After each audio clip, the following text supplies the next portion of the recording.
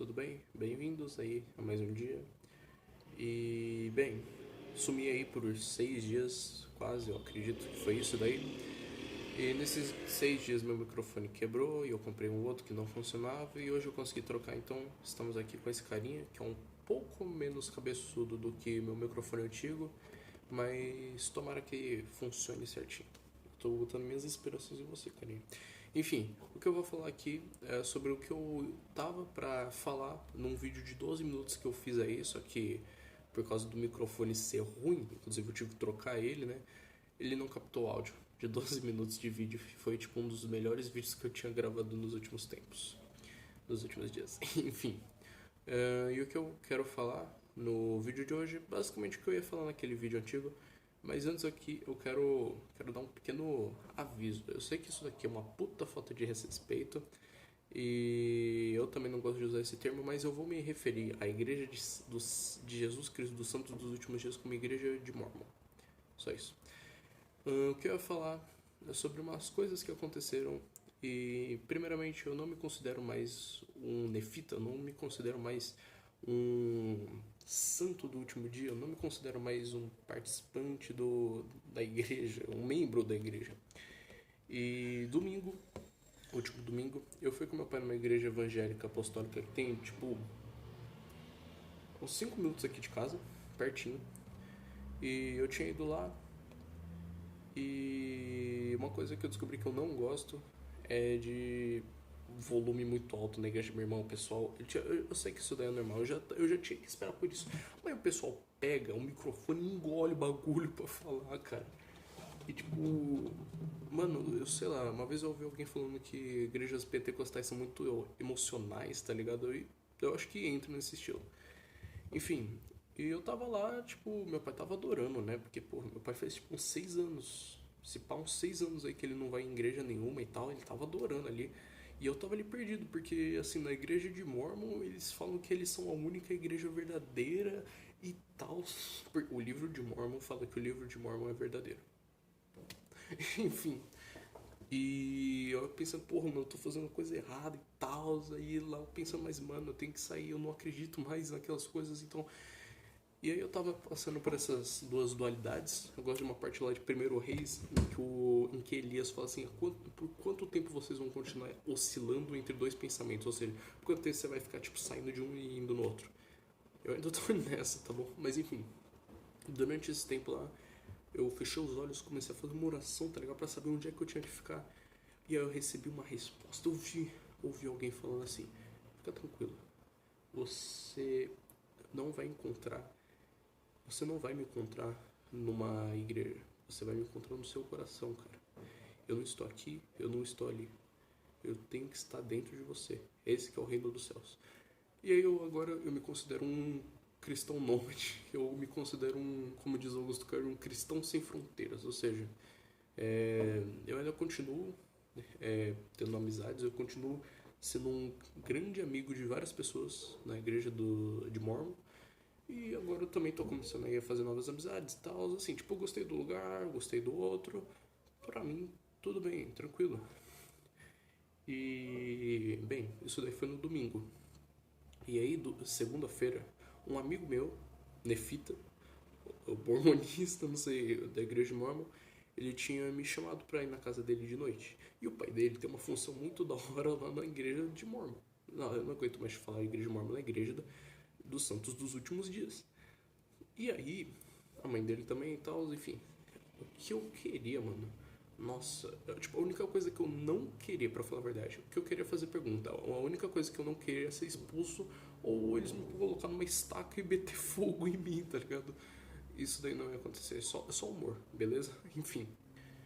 E aí, basicamente eu fiquei das 7 horas da noite até 9 horas da noite só num bando de pergunta, tá ligado? Fazendo um monte de pergunta e tal.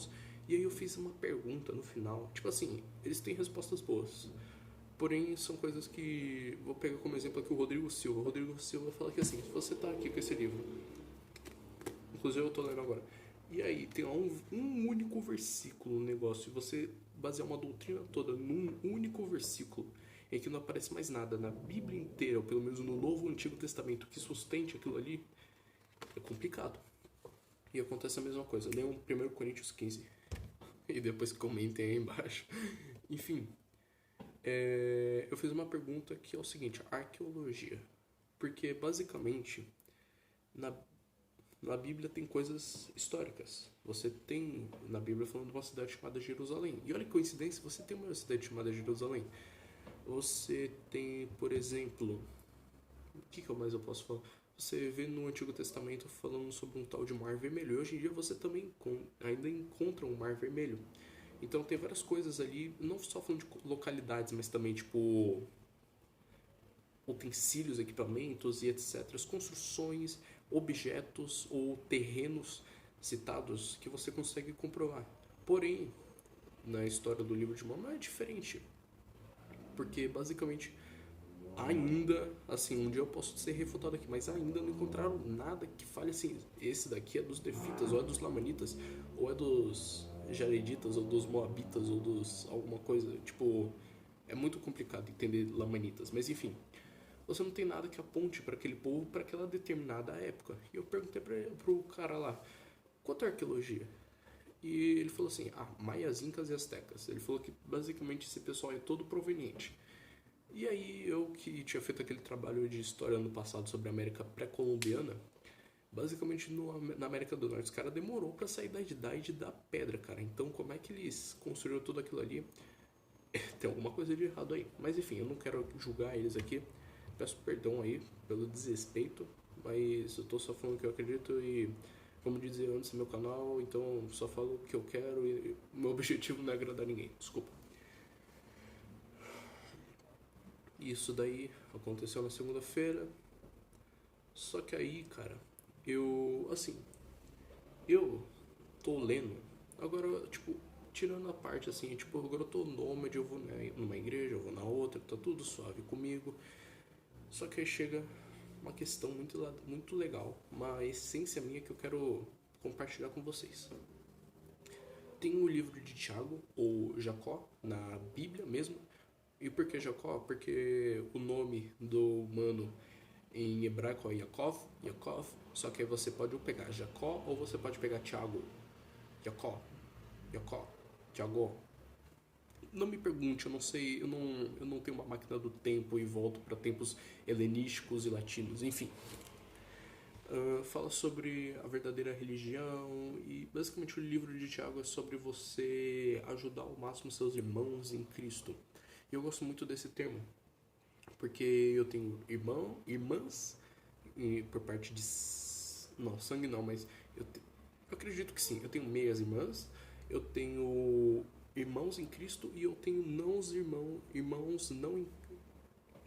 não irmãos em Cristo.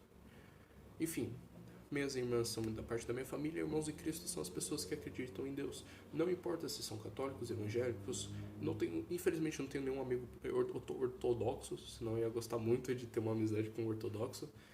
E também os nefitas, neonefitas. Todos ali acreditam em Deus, inclusive, assim, esquece todo esse papinho de veracidade ou não da igreja deles, mas a mensagem que eles carregam de caridade, meu irmão, aquilo ali é um cristianismo da hora, tá ligado? Enfim, e são essas coisas que nós temos que levar em consideração. Em Tiago, fala que se alguém se considera religioso, mas as suas ações mostram que não, tem alguma coisa de errado ali, a religião dessa pessoa é em vão. E a verdadeira religiosidade é... Aí fala, tipo, de um exemplo, tipo, visitar os órfãos e as viúvas nas opressões e alguma coisa assim. Isso daí, tipo, foi o que ele falou na época, mas isso daí pode servir de exemplo pra gente. Basicamente, Tiago também fala que aquele que sabe o bem, mas não faz, está cometendo um pecado. E a mensagem que eu quero deixar aqui pra vocês é o seguinte: se vocês forem realmente tomar o nome de Jesus Cristo, que não seja em vão. Não tomem o nome de Deus em vão. Eu não tô falando de falar meu Deus, assim, tipo, do nada. Eu tô falando realmente de você conhecê-lo, como tá nas escrituras. E como é que você faz isso? Fazendo boas ações, inclusive respeitando os outros. Eu tenho alguns amigos na escola que são cristãos, eu sou muito amigo deles, são meus irmãos em Cristo. Só que eles julgam as pessoas. E assim, isso daí não é muito certo a se fazer, sabe? Essa acepção de pessoas. Em Tiago fala pra gente não fazer essa acepção de pessoas. E vou dar um exemplo aqui do que aconteceu essa semana. Uma amiga minha que até basicamente a gente tava, eu, meus irmãos em Cristo e ela, minha não irmã em Cristo, vou chamar todo mundo de amigo pra não parecer um religioso fanático aqui que tá falando, mas tava lá eu, meus amigos e ela. Enquanto ela tava tacando pau na gente por vários e vários motivos, a gente tava tentando responder aos motivos dela. E quando a gente saiu daquela conversa, alguns chamaram ela de psicopata, doida, esquisita. E eu preferi não opinar por nada, porque, assim, se você não deve fazer acepção de pessoas, ou seja, você não pode dividir entre grupos, se você tem que manter o respeito por todos, tomar o nome de Jesus com um certo discernimento aceitável, eu não sei como é que eu chamo isso daí. Basicamente, cara, respeite os outros. Aquele que faz o bem, aquele que sabe do bem e não o faz, está cometendo um pecado. Então vai em frente, seja uma boa pessoa.